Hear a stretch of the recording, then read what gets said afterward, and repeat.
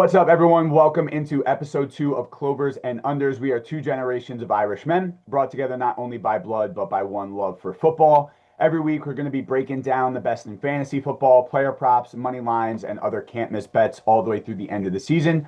Whether you guys are here to win your league or cash your ticket, you guys are in the right place. So, with that being said, I'm going to pass this back off to Bill, let you guys know what's on the agenda for today. All right, thank you so much. We are glad to have you here, and we know that when we're done, you'll be glad you came. Our three possessions today will be providing four downs or picks for each possession. Possession one will be RB2s with great upside. Possession two will be RBs to avoid. They will perform worse than their ADP. And possession three are RB3s or sleepers. They have much more value than their current ADP.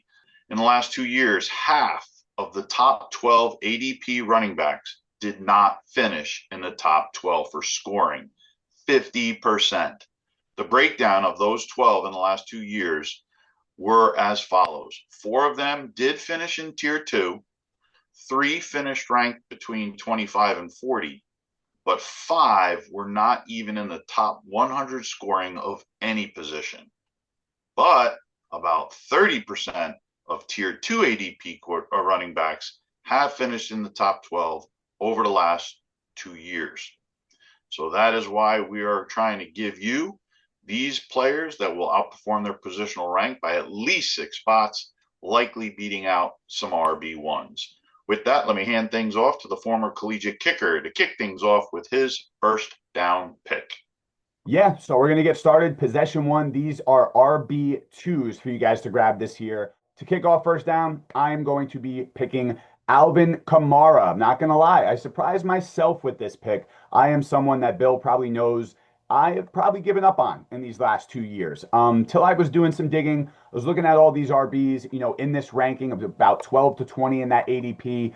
And let's just kick things off. High receiving floor. He led all running backs last year with 68 receptions and 543 receiving yards. Led all running backs. He was the number one receiving running back. High usage. We all know why. The Saints, for lack of a better term, suck. Their offense is not good. They do not have a quarterback right now, but he averaged 20.4 touches per game over the last 2 seasons. Okay. He's overlooked as of recently. I am one of the people who was overlooking him, but since entering the league in 2017, he has the second most scrimmage yards, sitting at 11,541, and he's one of only 3 people to break 10,000 plus in that span. The other 2, Derrick Henry and Christian McCaffrey, both of which are ranked top 7 entering 2025 in terms of this draft. Okay. He had a top 10 finish last year. He finished 8th. He finished as the running back 8. He missed 3 games. Okay. He is one of 6 backs to finish in the top 12 in each of the last 2 seasons. So Bill brought up that 50% mark. This guy's finishing in the top 12. All of those backs are being drafted between rounds 1 and 4. Right now, Kamara's average draft round is round 6. He has a high floor. He is a PPR monster. Value in ADP will allow you to have a very solid running back room or receiving room, excuse me, if that's the route you want to take in the draft. Be patient, get Kamara. All right, so I'm going to pass this off to Bill for second down. But yeah, I'm not going to lie, surprised myself with that first pick. All right, my second down pick is the Bears' DeAndre Swift, currently consensus ADP of 20. Experience is one of the reasons why. He was the 19th ranked scoring running back last year, but behind a bad offensive line, playing from behind in most games, and with an offensive coordinator that was fired. Well, let's look at this year.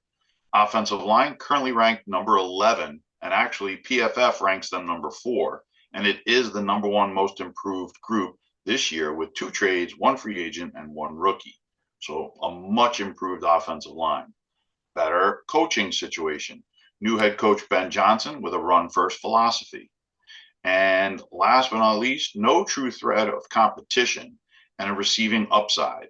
He's averaged close to 400 yards every season that he's played for receiving. With that, DeAndre is better than his ADP by far. He has a floor in the mid-teens and a ceiling inside the top 12. Back to you, Chris. All right. So at third down, my second running back. Now I know this gets a little tricky. Depends on the ranking ADP that you guys are following, depending on the website. So he's right on the brink. I get it, but I'm taking Kyren Williams. All right, usage. Top three in rushing attempts in 2024, sitting only behind Saquon and Derrick Henry. All right, Kyren also ran 85% of the offensive snaps for the Rams. He is the guy in the red zone. He has 82.6% of Rams touches inside the five. Kyren was also second to only Saquon Barkley in total touches among all NFL running backs last year. Very solid start to his career. Only running backs with more fantasy points per game than Williams over the last 2 years. Barkley and Gibbs. Okay, so not the highest receiving floor, but he was only 3 receptions away last year from being a top 10 running back in terms of receiving. And then contract. The Rams just locked him up, I want to say a week or two ago, with the 3 year, $33 million extension. This is their guy. Sean McVay is his systems cater to one running back. He doesn't use a lot of running backs. Everyone thought Blake Corum was going to come onto the scene last year. It didn't happen. It is Kyren's backfield. He is a workhorse. McVay sticks to one back. He's still young. He's entering his prime. Expect numbers closer to that 2023 production this year. But even without that, Kyren is a great RB2 to grab. So with that, fourth down, going to pass this off to Bill. All right. My fourth down pick is the Seahawks' Kenneth Walker. New offensive coordinator Clint Kubiak emphasizes a strong running game, particularly the outside zone, which is Kenneth's strength. Seattle's O-line was banged up last year. Now they're much healthier, and they added a first-round depth in the draft. And he is back with elite speed and is ranked among the league leaders in yards after contact and missed tackles forced. He also has no true threat of competition. I know a lot of people will talk about Charbonnet, but they talked about him last year, and he didn't take over last year or even show up as an RB1B. He also has receiving upside with 300 yards receiving last season. And finally, the Seahawks are projected to win 8 games, creating an environment that doesn't have to worry about passing the ball early. His current consensus ADP of 17 is below his floor of low teens, and I believe a ceiling inside the top 10. Time for our second possession today, RBs to avoid. These are RBs that will underperform their ADP, dropping them out of running back 2 or running back 1 tier, but we're going to try to focus mostly on the RB2 tier where we feel they are going to underperform. So with that, take it away, Chris.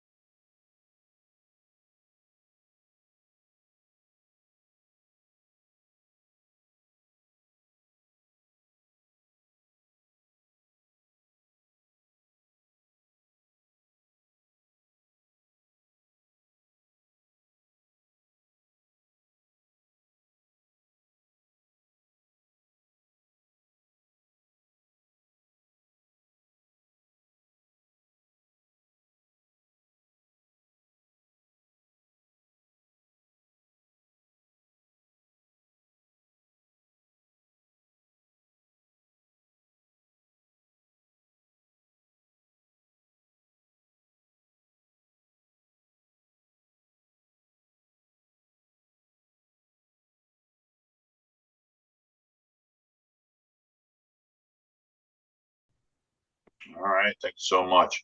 My second down pick is Joe Mixon. Avoid at all costs.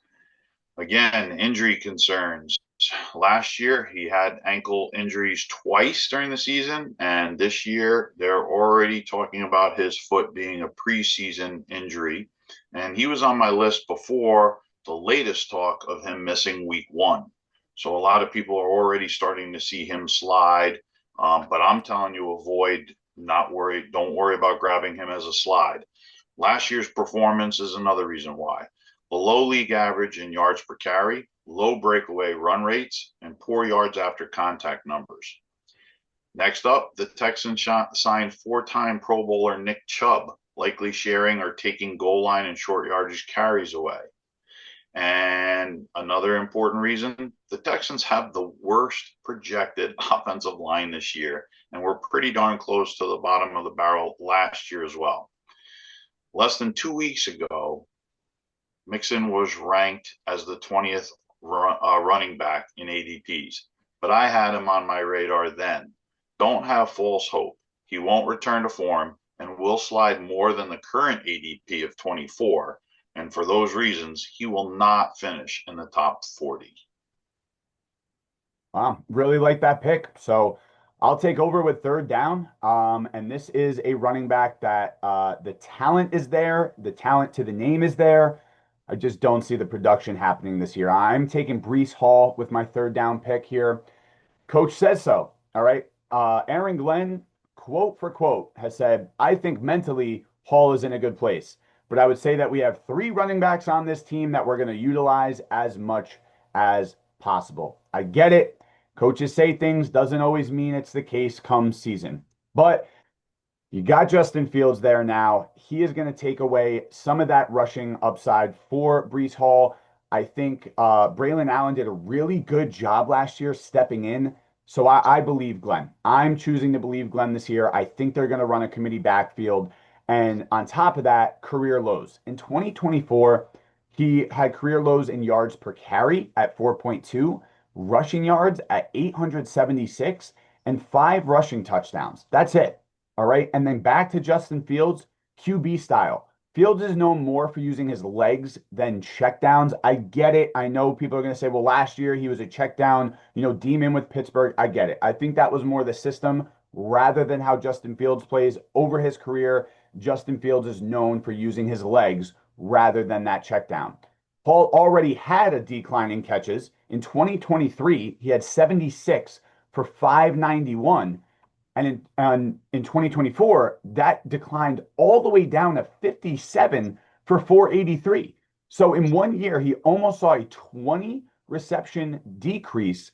And now you're bringing in Justin Fields. I see that number going even lower. So committee backfield, he just hasn't been the same since that ACL tear, hasn't been as explosive. They have that committee backfield where you have that talent behind him.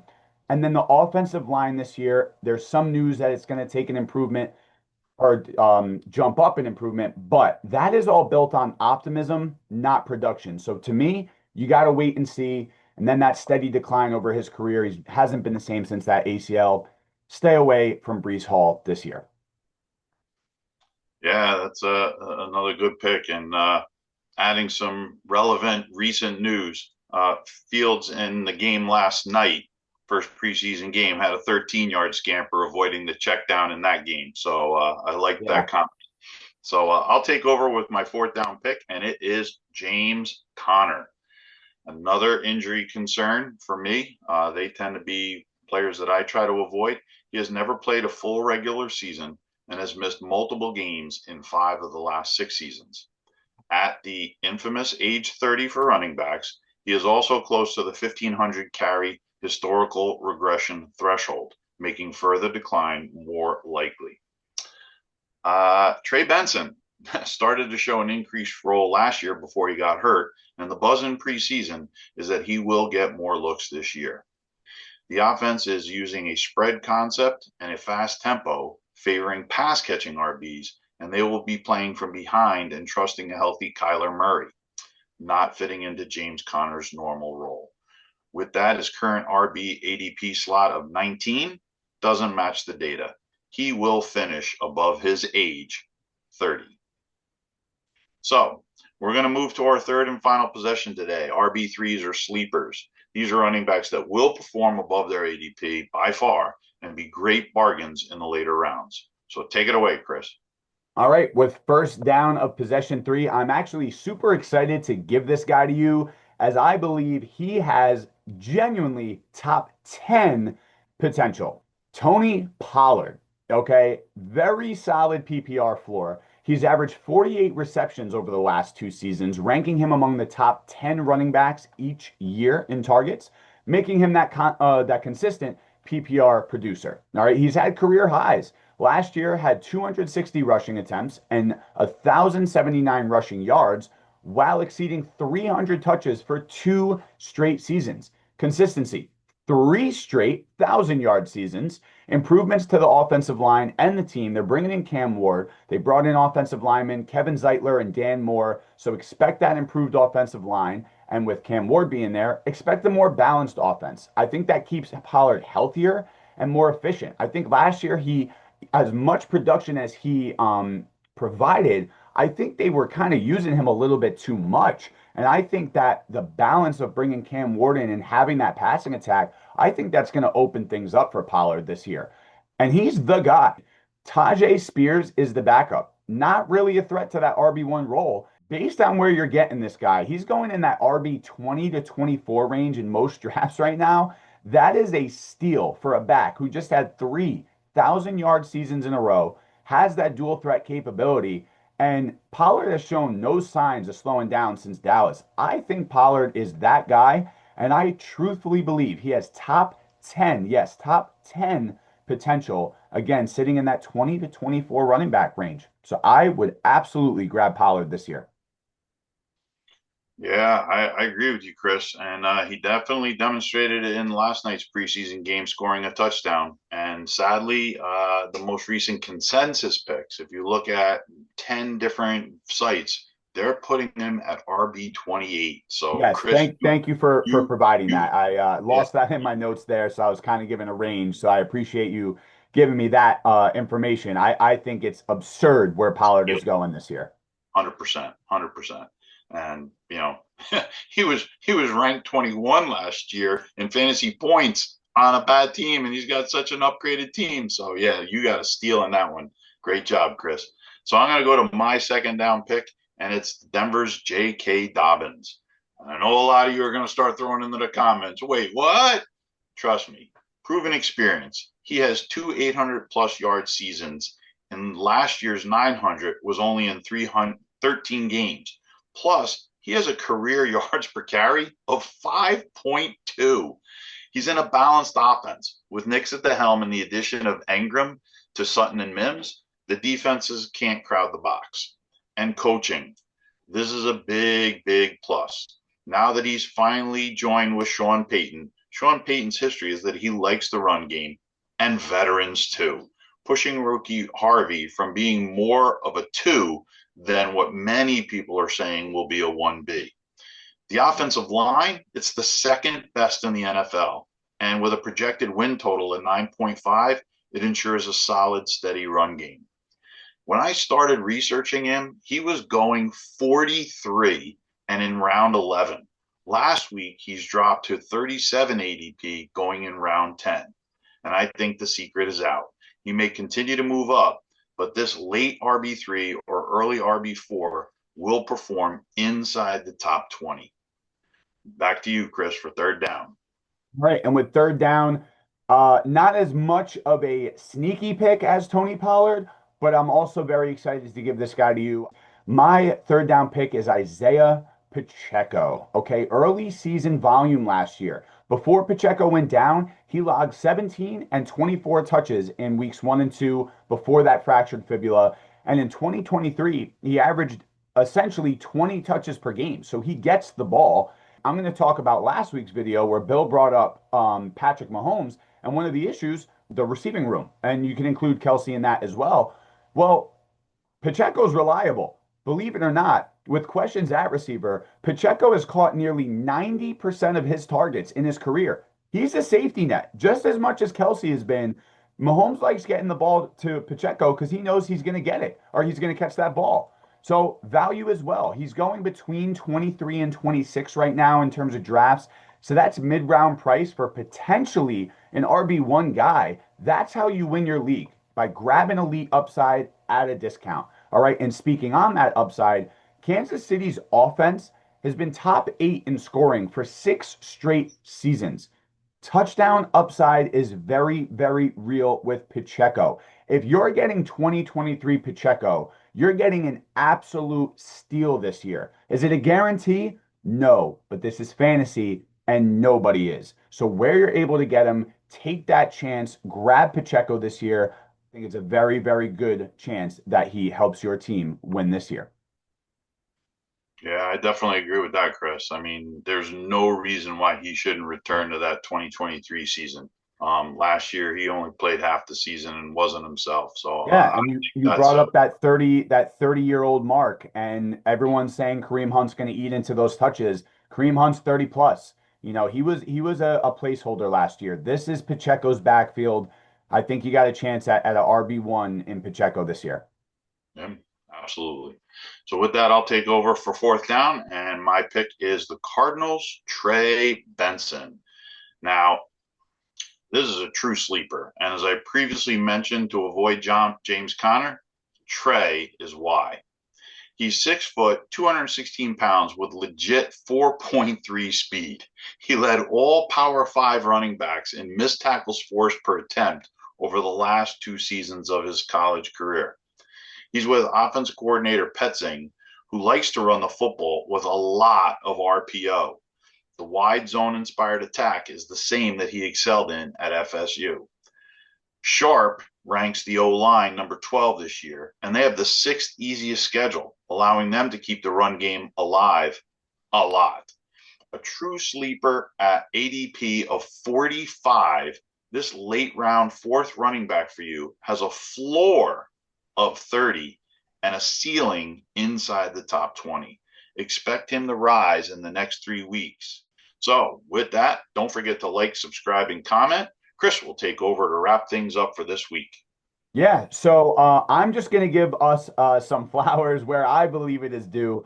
A lot of the quarterbacks we touched on, I'm not even going to say anything. Just go check out the film, go watch those preseason games. I think you'll be very pleasantly surprised with the picks we gave you and how they have performed in preseason so far. So hopefully we are providing that solid value for you guys in these upcoming drafts. But in terms of that schedule, this week was running backs. Next week, we're going to finish off fantasy with wide receiver insight. So keep your eye out for that. And then, like we said in last week's video, we're going to leave that last week of August up to you guys. If anyone comments below what you'd like to see, what you want us to touch on, we might get into some future bets. We might do a fantasy wrap up, talk about some guys, people have been requesting trades, getting injured. So we might give that last final blip of information for you as well. Or we can maybe go over draft strategy. So whatever you guys would like to see, we're going to provide that for you. Schedule is going to be down below right now. Other than that, we do appreciate you guys for watching. It takes a lot more time and effort than you would possibly think in these videos. So it means a lot that you guys carry through and watch all the way to this point. So if you have, we sincerely appreciate it. Like Bill said, like, comment, subscribe. We will catch you guys next week for receivers. All right, have a good one.